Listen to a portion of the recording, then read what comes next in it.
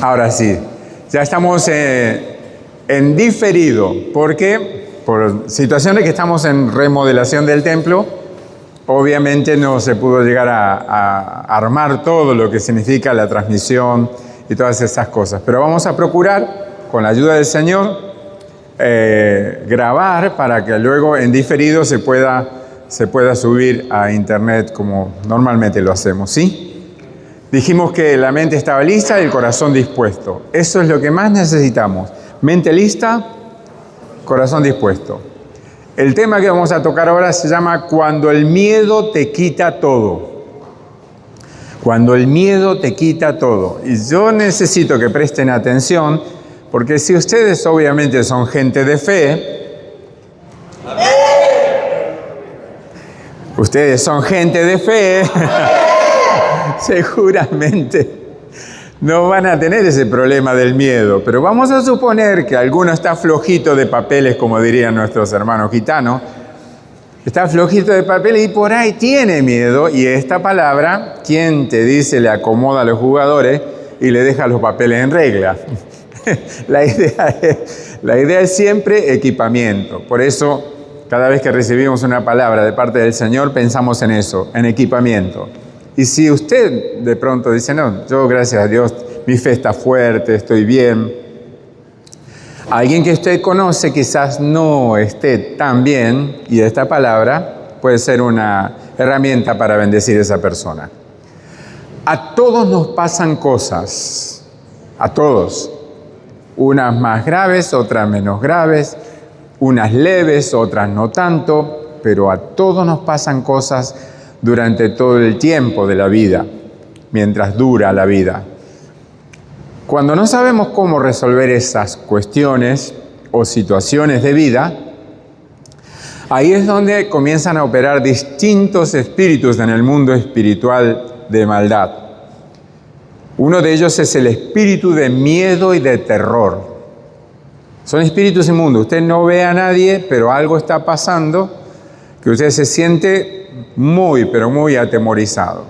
Por ejemplo, yo estaba en la oficina y como quería preparar el celular para ver si hacemos algo, encuentro un mensaje que, ese mensaje inspira miedo. No, para nada. Hay confianza, porque el Espíritu Santo te da confianza. El Señor dice, no tendrás temor de las malas noticias. Y si no hay temor, significa que hay confianza, no hay miedo. Necesito que usted preste atención y se va a dar cuenta que algo de lo que vamos a compartir será de bendición para su vida. Cuando el miedo te quita todo, vamos a hacer un poco de historia. Y ahí es donde vamos a ver que bíblicamente no es que hubo una sola situación donde el miedo estuvo operando. Hay muchísimas. Pero vamos a tomar una de esas historias en el Antiguo Testamento, allá en el libro de Segunda de Reyes, a partir del capítulo 18. Recuerden que en Segunda de Reyes es donde Eliseo, el profeta Eliseo, es donde aparece en Segunda de Reyes. Y ocurren cosas tremendas, pero tanto sea en Crónicas como en Reyes, ustedes van a encontrar una sucesión, valga la redundancia, de reyes que gobernaron a Israel. Para esto, el reino ya había sido dividido. Las tribus del norte, 10 tribus, y 2 tribus al sur, las tribus de Judá. O sea, Israel y Judá, así se denominaban. Esta historia acontece en Judá. Así que vamos a ver. A los 14 años del rey Ezequías, subió Senaquerib, rey de Asiria, contra todas las ciudades fortificadas de Judá, y las tomó. Entonces Ezequías, rey de Judá, envió a decir al rey de Asiria, que estaba en Laquis, yo he pecado, apártate de mí, y haré todo lo que me impongas. Y el rey de Asiria impuso a Ezequías, rey de Judá, 300 talentos de plata. Escúchenlo bien. 30 talentos de oro, Dio por tanto Ezequías toda la plata que fue hallada en la casa de Jehová y en los tesoros de la casa real. Entonces Ezequías quitó el oro de las puertas del templo de Jehová y de los quiciales que él mismo, rey Ezequías, había cubierto de oro y lo dio al rey de Asiria. Toda la historia es tremenda. Yo le aconsejo que lea el capítulo 18 de Segunda de Reyes. Es tremenda, porque se van a dar cuenta cómo una nación fuerte económicamente pasa a estar en miseria por el hecho de esta entrega. Los asirios no eran buena gente, eran conquistadores. ¿A precio de qué? De lo que sea. No les importaba matar hombres, mujeres, niños, no les importaba nada. Eran muy, pero muy destructores. Y este es el rey que le manda decir a Ezequías: se te complicó. Y Ezequías tuvo miedo y no tuvo mejor idea que tratar de negociar con el rey de Asiria y decirle: ¿qué quieres que haga? Yo pequé contra ti. Pero ¿cómo? Si este hombre confiaba en Dios, creía en Dios. Perdón, ahora van a ver esto que ahora no lo van a ver en imágenes, pero después sí lo van a ver. ¿Quién era Ezequías y de dónde venía? Era hijo de Acaz, con Z al final, un rey que había hecho todo lo posible para hacer las cosas mal. Era el rey de Israel, pero hizo todo lo posible para hacer las cosas mal. ¿Qué hizo? Idolatría abierta. Cuando Dios dice: no te harás ídolos, no te harás imágenes, idolatría abierta. Sacrificó a sus hijos. Eso está escrito. En ese tiempo, el sacrificio a los ídolos era cruel, de lo más cruel que te puedas imaginar. Y uno de esos ídolos, Moloch, era una estatua de bronce muy grande que tenía un vientre abierto, como si fuera un vientre abierto, pero muy grande. Y era eso un horno. A ese horno tiraban los niños en sacrificio. Para darles una idea, la locura que significaba lo que Acaz había hecho. Horrible, horrible. Cerró el templo. Acaz, el padre de Ezequías, cerró el templo, quitó los utensilios sagrados y buscó ayuda en Asiria. O sea, todo lo contrario de lo que debía hacer lo hizo. Por eso yo puse al comienzo, fue un rey que hizo todo lo posible para hacer las cosas mal. Pero sin embargo era rey del pueblo de Israel.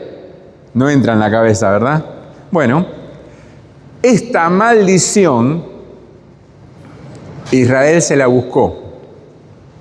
¿Por qué? Primero Dios gobernaba a Israel cuando los sacó de tierra de Egipto. Era Dios quien los gobernaba. Pero no tuvieron mejor idea un buen día que decir: queremos un rey que podamos ver. A Samuel le dijeron: queremos un rey que podamos ver. Entonces Samuel se enojó. Dice: un momento, ¿qué les pasa a ustedes? Y Dios le habla a Samuel y dice: déjalo. ¿Quieren un rey que puedan ver? Les vamos a dar un rey que puedan ver. Pero avisale, advertile, este rey los va a someter, los va a subyugar y va a hacerlos sufrir como nunca. Pero quieren un rey que puedan ver, como las otras naciones, se lo doy. Y es ahí donde aparecen después la sucesión de reyes. La gran mayoría hizo lo malo ante los ojos del Señor. La gran mayoría. Salvo algunos, en este caso Ezequías, que dice: e hizo lo recto ante los ojos del Señor. Ahora vamos a ver esta historia que es muy, pero muy apasionante. Aquí aparece Ezequías. En 2 de Reyes 18:2, ahí es donde aparece Ezequías. Y fíjense, y dice: e hizo lo recto delante de Jehová. Dios lo presenta a Ezequías de esta manera, e hizo lo recto. Así como presenta a los otros reyes diciendo, e hizo lo malo ante los ojos de Jehová. Bueno, de Ezequías dice, hizo lo recto ante los ojos de Jehová. ¿Qué hizo Ezequías? Reabrió el templo que su padre cerró. Abrió las puertas. Su padre había cerrado las puertas, Ezequías las abrió. ¿Qué más hizo? Restauró el culto al Señor como tenía que ser. ¿Qué más? Reorganizó a los sacerdotes, quitó la idolatría, derribó lugares altos, imágenes, altares paganos, incluso destruyó, escuche esto, destruyó la serpiente de bronce. ¿Se acuerdan que levantó Moisés en el desierto para que todo el que la mirara fuera sano? Bueno, Ezequías la destruyó. ¿Por qué? Porque la gente la había comenzado a adorar como un ídolo. Y Ezequías lo único que quería es que todos adoraran al Dios verdadero, al Dios vivo.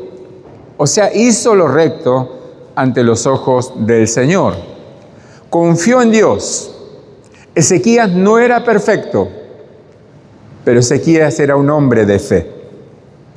Entonces ahí es donde te vas a dar cuenta de que todos los que sirven a Dios, todos, absolutamente todos, no son gente perfecta, son gente de fe. Y muchas veces buscamos en el que sirve a Dios perfección. Es alguien que sirve a Dios, no busque la perfección, mira su fe. La Escritura dice, considerad la conducta de sus pastores e imitad su fe. Esto dice la Escritura. Ahora bien, lo complejo de Ezequías, ¿qué le pasó? Tuvo miedo. Pero recuerden, el miedo no aparece así nada más. No. El miedo es un proceso. Cuando se manifiesta es porque ya preparó el terreno. Le voy a dar un ejemplo práctico.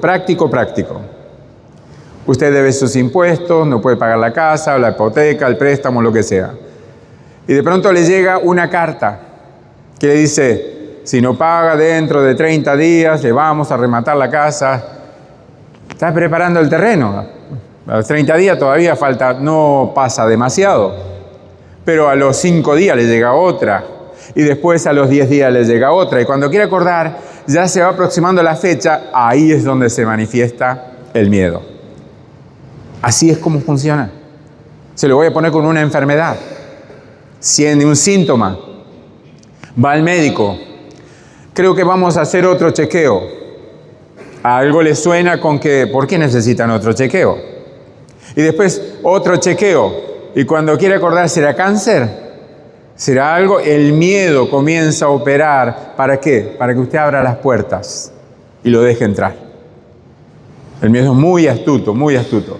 Cuando Sennacherib, el rey de Asiria, presiona, ¿qué hace Ezequías?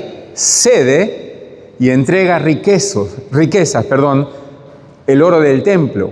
Se lo entrega. En tiempos de Ezequías, Samaria cae, Samaria era grande, cae, el reino del norte es destruido por Asiria, o sea, el mismo Israel, nada más que el reino del norte. Esto explica por qué el miedo de Ezequías. No era que no sabía nada de lo que sucedía, sabía mucho de lo que estaba sucediendo. Y ahora ese ejército que destruyó todo el reino del norte, ahora estaba tocando la puerta en el reino del sur. No era que Ezequías estaba paranoico, era memoria histórica. Él sabía que estos hombres destruyeron una nación entera. El cáncer no te va a pedir permiso. Y vos sabés que el cáncer, si no ocurre un milagro de Dios, te mata. Ya lo sabés. No es una cuestión de voy a adivinar. No tenés que adivinar nada. Ya sabés que se ha llevado muchísima buena gente, los mató. Entonces, cuando hay síntomas o tumores o cosas pequeñas, ahí enseguida el miedo empieza a operar para que bajes la guardia y abres la puerta. Y después te voy a mostrar ¿qué es lo que nosotros tenemos para entregar? En el caso de Ezequías, el oro del templo.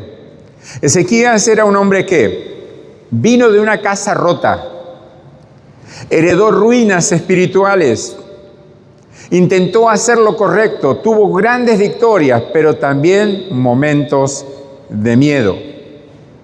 No era un hombre perfecto, era un hombre de fe. No, por favor, esta frase no la deseche.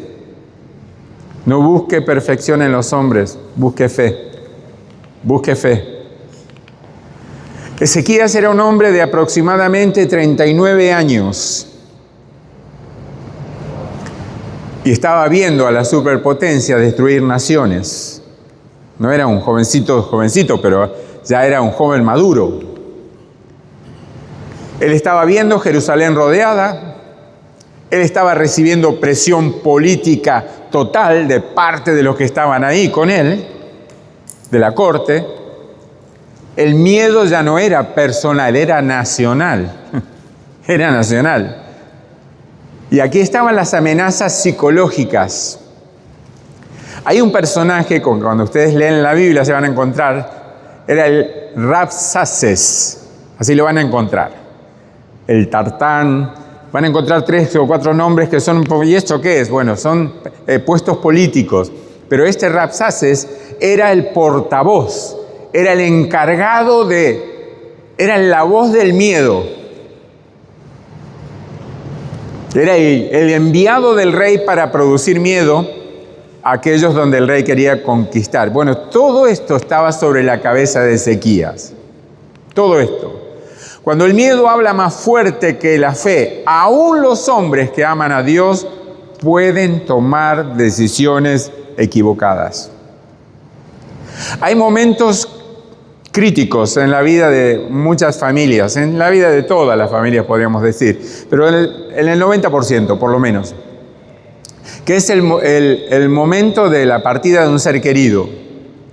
En ese momento es el momento de mayor debilidad para toda la familia, es donde los buitres están listos para atacar, haciéndoles gastar lo que no tienen, en sepelios que son carísimos, en cajones que son carísimos.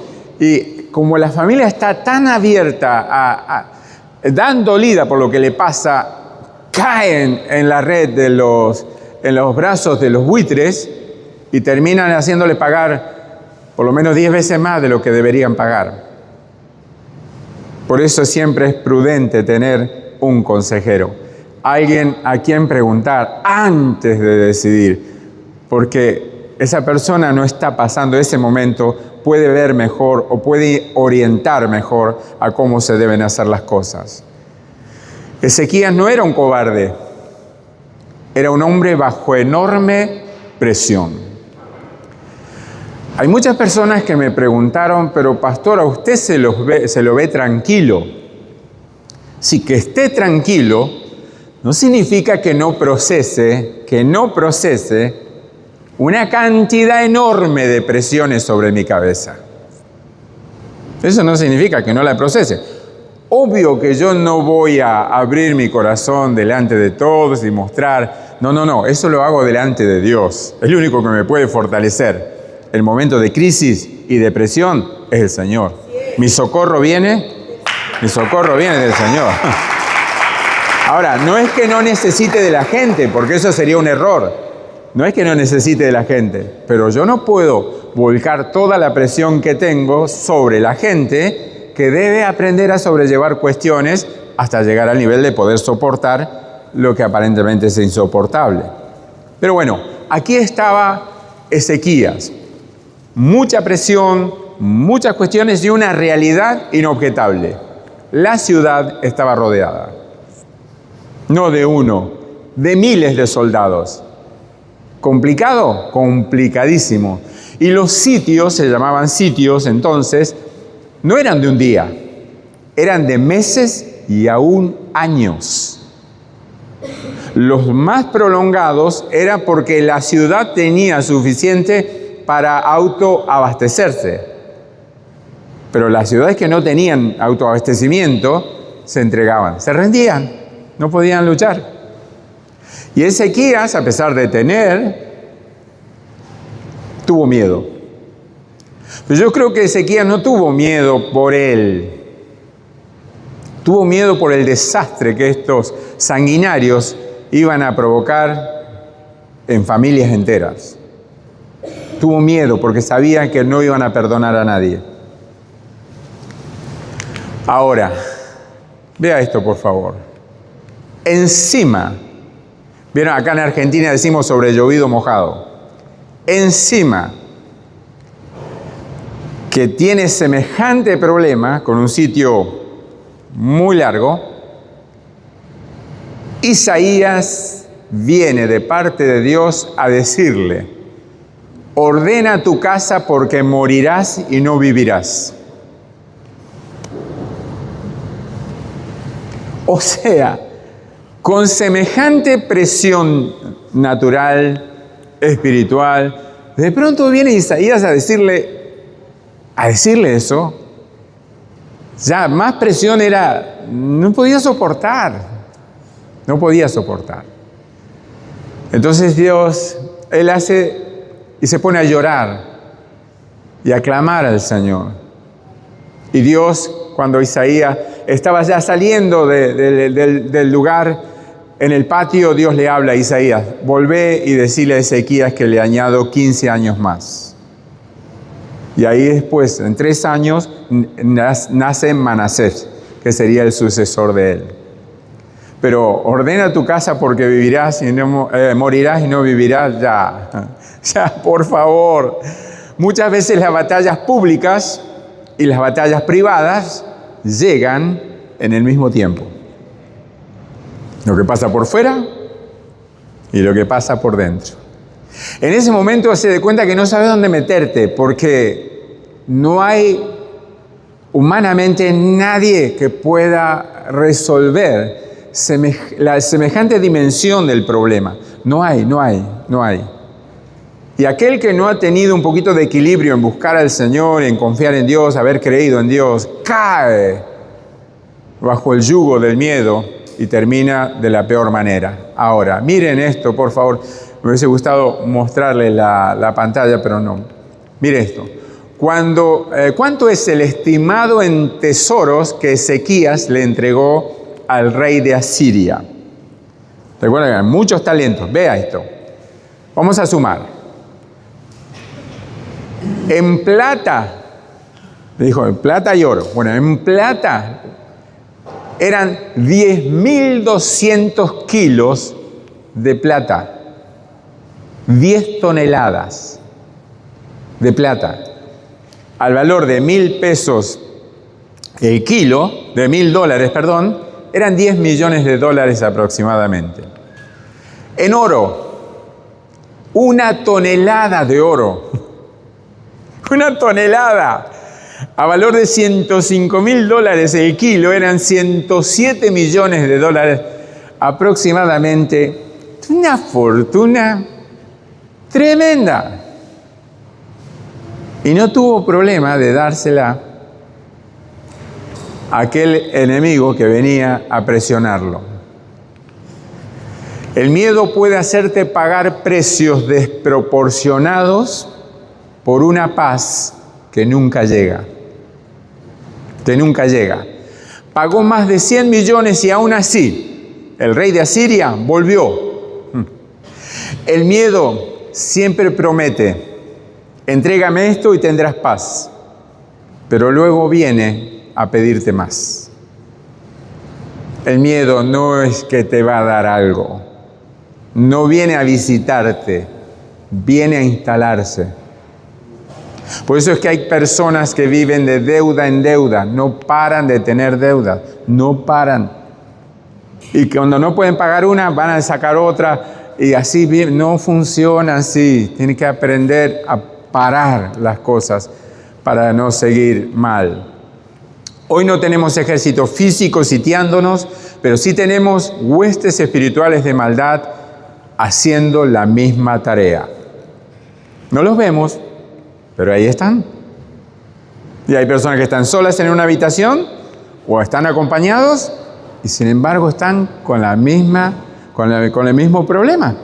Muchos entran en pánico por situaciones que los sobrepasan, sin darse cuenta de que no es una cuestión natural, es puramente espiritual. Puramente espiritual. No tenemos lucha contra carne y sangre, sino contra principados y potestades. El miedo viene en forma de presión, y ahí es donde comienza la presión espiritual y la presión natural. Es decir, en los que tenemos presión, yo ando con 17 por ahí de presión. Para mí, 17, 18, 22 llegué. ¿22? Es decir, me parece que tengo un poquito alta la presión, todo colorado estaba. Se toma la presión, 22. ¿Y no se murió? No. Ahora, el miedo viene en forma de presión espiritual y natural. Enseguida todo comienza a complicarse. De amenazas. Te vamos a cortar la luz. ¿Vieron que ahora la estrategia de las empresas de gas y de electricidad, te atrasaste 3 días? Recuerdan que antes pasaba un mes. 3 días, aviso de corte. Es estrategia para meterte miedo. No sé dónde vas a sacar la plata. Aviso de corte. Viene en forma de síntomas. Ay, me está doliendo el hígado. Ay. ¿Recuerdan lo que enseñamos en este lugar siempre? Los síntomas son la advertencia de Dios para un cambio de actitud. No para salir corriendo, para un cambio de actitud. Viene en forma de realidades adversas, como dije al comienzo. Todos tenemos realidades adversas, unos más, otros menos. Todos. Bueno, el miedo viene en forma así. El tema no es el miedo, el tema es cómo reaccionamos cuando aparece. ¿Qué hacemos? Muchos lamentablemente toman la triste idea de ir donde personas a ventilar sus miedos. Lo mismo que Ezequías. Ezequías entregó todo lo que supuestamente calmaría a Sennacherib, al rey de Asiria, y lo único que logró fue ser despojado. Muchos entregan el servicio. No voy a la iglesia, no voy a la iglesia, no, siempre problema. Entregan el servicio. Otros entregan la oración. ¿Para qué voy a orar si al final siempre es lo mismo? Otros entregan la confianza. Otros entregan la perseverancia. Y lo más triste de todos es que otros entregan el tesoro más valioso que se llama fe. Para que vuestra fe, más preciosa que el oro. O sea que hoy estaríamos entregando infinitamente mucho más que lo que entregó Ezequías. Estaríamos entregando la fe. Cuando el miedo aparece, ya terminamos con esto. Y cuando quieren acordar, se dan cuenta que no sirvió para nada. ¿Por qué? Porque al rato el miedo viene por más. Muchos dejan de congregarse. Como, ya ahora está todo tranquilo, No, congregamos, ya está todo tranquilo. Y empiezan a aparecer o enfermedades, problemas con los hijos, problemas financieros, problemas relacionales. Oren por mí. No funciona así. Te estás entregando al miedo, al diablo, las cosas más preciosas que Dios te permitió tener. ¿Qué harás ante esta realidad? ¿Seguirás dando lugar a la duda para que la duda le abra la puerta al miedo? ¿O te fortalecerás en Dios y en el poder de su fuerza? Muchos realmente perdieron mucho por causa del miedo. No se comprometen por miedo. No avanzan por miedo. Han perdido mucho. No emprenden por miedo. Y te quita todo. Al final te quita todo. Y cuando querés acordar, volvés a Dios y dices, bueno, sí, Dios te perdona. Sí, Dios te perdona. No puede evitar las consecuencias. El miedo no fue una decisión de Dios. Fue una decisión nuestra. Ezequías se equivocó. Sí que se equivocó. Porque no solo eso, después de este ataque de los asirios, entregó todo lo que había en el templo, en la casa de Dios, y aún tenía, pero el rey no tenía mucho dinero todavía y muchos tesoros, y pudo volver a poner otra vez las cosas que le había entregado al rey de Asiria. ¿Qué sucedió?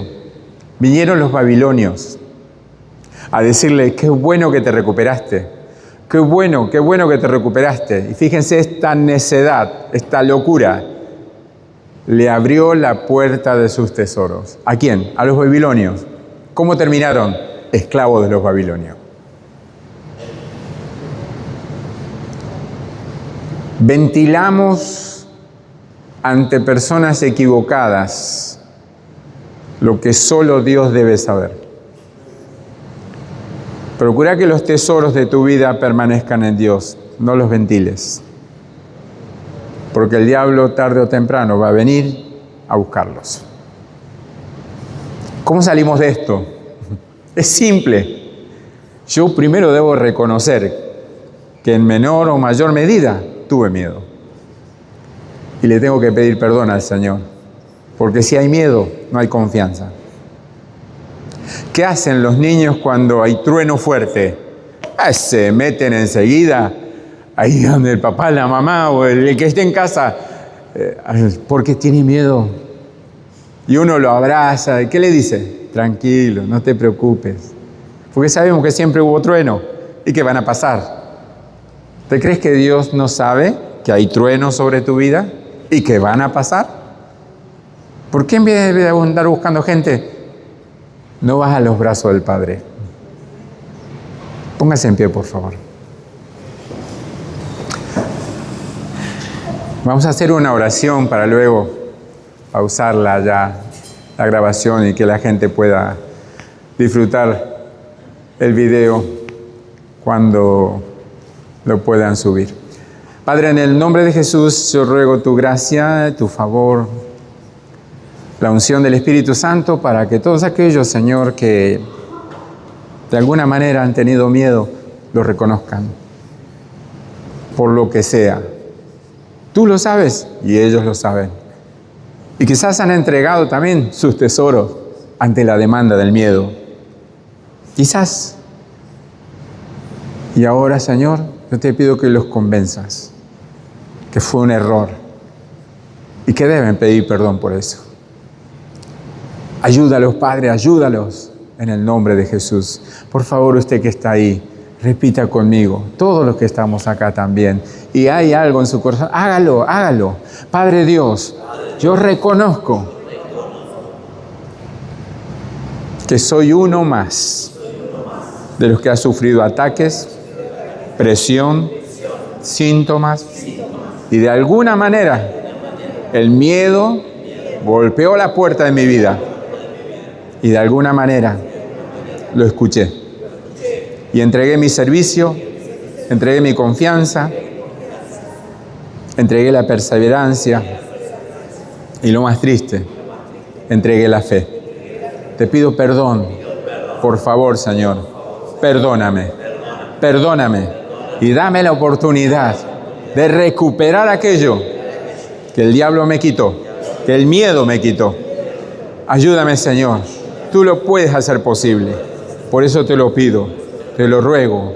En el nombre de Jesús, me quiero fortalecer en ti y en el poder de tu fuerza. Yo creo que es posible. Si lo puedo creer, tú lo puedes hacer. En el nombre de Jesús, gracias. Amén. Amén.